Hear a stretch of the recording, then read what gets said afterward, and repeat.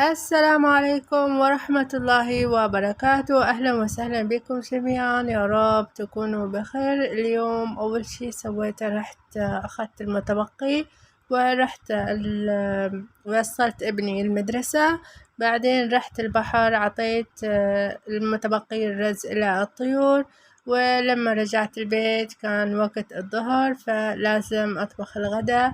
فأول شي خليت الدجاجة تفوح مع ورق غار وهيل وقرنفل وفلفل أسود وخليتهم لحالهم، وأخذت الطماطم الفريزر يذوب في ماي.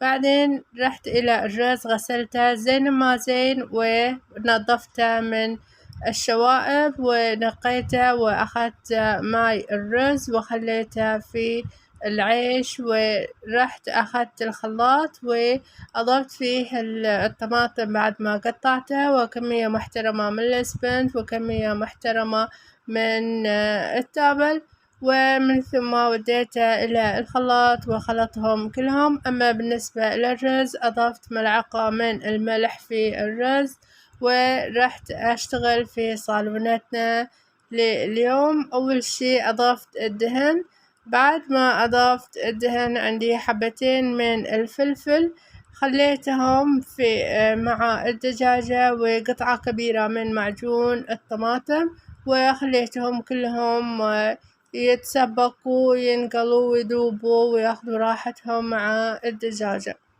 أضفت كمية محترمة من الفلفل البارد فوق الفلفل الحار وخلطهم كلهم زين ما زين، وبعدين صرت أضيف البهارات.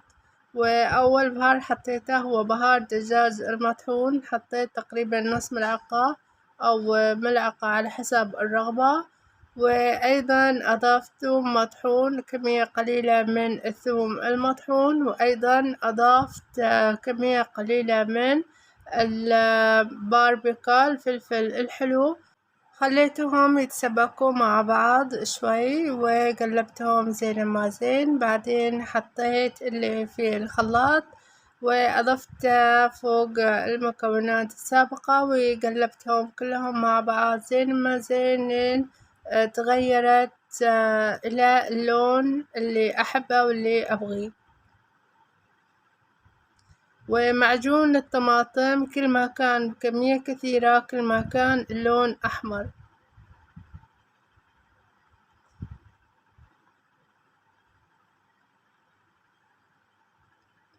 قلبتهم زين ما زين وخليتهم يتسبكوا بالأول.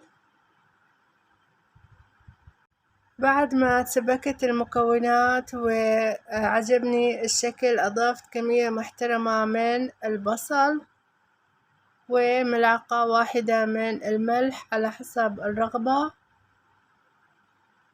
وخلطتهم زين ما زين.